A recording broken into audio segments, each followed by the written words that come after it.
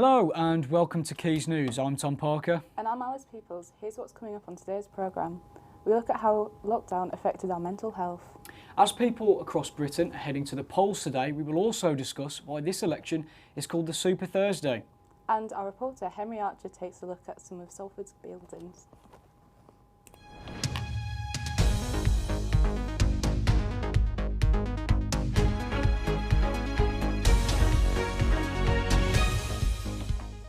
Over lockdown, a lot of people have turned to spirituality to help cope with their mental health.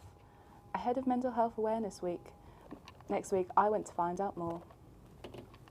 It is safe to say that this year hasn't been the easiest for any of us, resulting in many people having poor mental health. A lot of people have turned to spirituality and religion as a way of dealing with it. However, only 10% of British adults have reported that their own feelings towards faith has grown since the pandemic. Knowing it's Mental Health Awareness Week next week, I wanted to uncover why exactly some people turn to spirituality as a form of coping with their poor mental health. I spoke to former mental health practitioner Susie Jones about how she has helped people over the last year through spirituality and meditation. I think fear has a major impact on people. Yeah. We can look at fear, but let's look Yeah. at it slightly at a different angle, because you know me, I don't walk a straight path. No, in the best way, in the best way. And that is that when before COVID, what were we doing? We were going to the gym, we were going to the pub, we were going to the cinema, we were going to work, we were at complete liberty to go anywhere we wanted. Yeah. There's nothing wrong with any of those things. So it's not like there's anything wrong with those. But a lot of us use those things to hide away from looking inside of ourselves. Yeah. When we ask that question, what is this life all about? Yeah. And when I fear that I might die because there's a pandemic, then it somehow changes you. And you start to look inside a little bit for something a little bit more solid. So when I teach meditation, breathwork is in there. And it's all about just stilling the thoughts. If we didn't have thoughts, we would not be frightened. You might find that all of that fear has a serious impact on your mental health, your spiritual health, and your physical health. So for me, it's been very much about helping people find their mission. If you want to know more about her service, go to livingonpurpose.uk for more information. I've been Alice Peoples, QuaysNews. Now, people across Britain are heading to the polls today. The Salford local elections this year will be one of the biggest ever, with roles of mayor and councillors for Salford being up for grabs. Now, I'm joined by our political correspondent Bethany Noon in the studio. So, Beth, why is this being called Super Thursday? Well, the scale of Super Thursday means that every voter in the UK will be able to at least one type of poll, making it the biggest event it's of its kind outside a general election. This year's elections are being dubbed as Super Thursday because it's the first major set of elections since the COVID-19 pandemic. About 48 million people in the UK that are eligible to vote in the UK, so they can elect 5,000 candidates to positions of power in their communities. So, who is being elected? So voters across England will be choosing a mixture of councillors, local mayors, regional mayors and police commissioners, while in Scotland and Wales we'll have a chance to choose new parliaments. And Beth, why do these elections matter?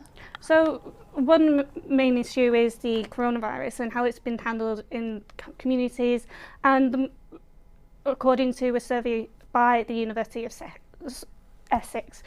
But there are many other things that are at stake. For example, in Scotland, independence is expected to be a big part, and as the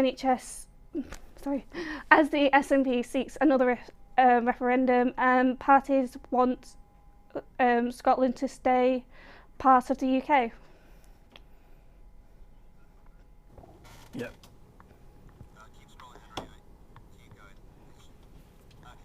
So, Beth, when will we know the actual results from this election? So as there are still COVID measures, counting news means that expected to take longer and could receive votes over several days. Okay, let's take a look at some of the other stories hitting the headlines. French boats sent to Jersey to protest their post-Brexit rights have been returning to France after talks took place to resolve the row.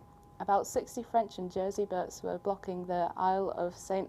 Helier port for a freight vessel unable to leave.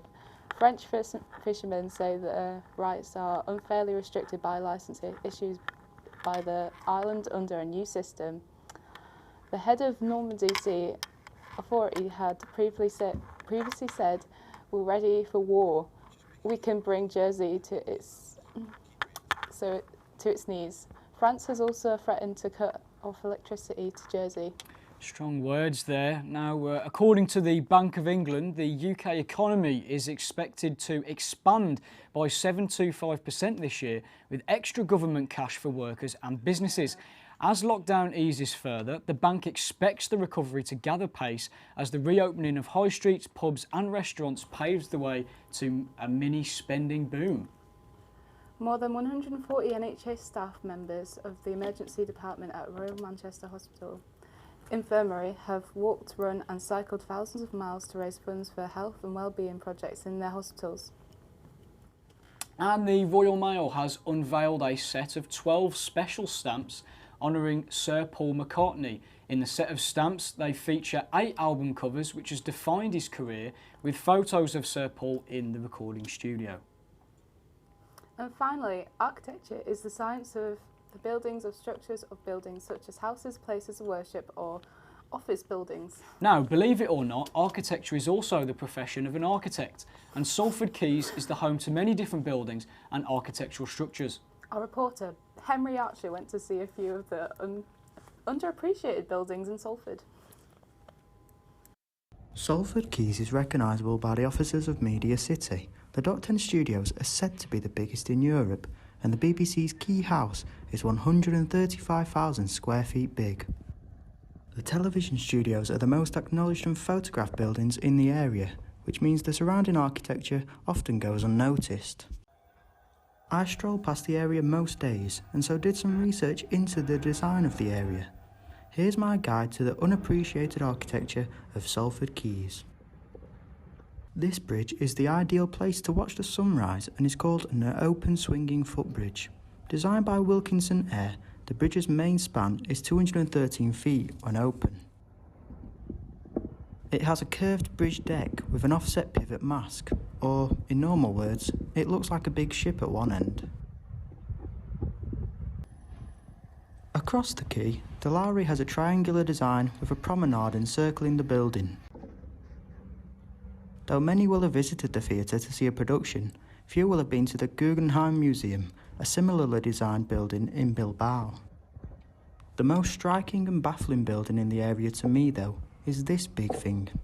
Known as Quays West, this bronze curtained building with a glazed atrium and marble-clad entrance is disappointingly just a very fancy office building. This hasn't stopped people speculating that it is an evil lair for a James Bond nemesis. It's definitely worth checking out at night to see if any villains escape through the access card permissible, slow lifting exit gate. So, next time you visit the Quays and want to take a nice Instagram story, don't just focus on the big BBC buildings. Henry Archer, QuaysNews. Now, I'll tell you what, there were some really, really nice buildings in those packages, and of course you can look at those sites if you want to travel down to Salford Quays. But yeah, if you want to take a look at those, make sure to take a look when the weather's a bit nicer. Although, to be fair, they are quite nice in the rain as well. It's just like any building. Oh, well, I agree to disagree. Let's talk about the weather on that note. Into the weekend, it will be mostly cloudy with a 97% chance of rain, with highs of 15 degrees. Well, that's all we have time for today. But why not check out our social medias at QuaysNews for more great news stories. Now, thank you for watching and have a good evening. Goodbye. Goodbye.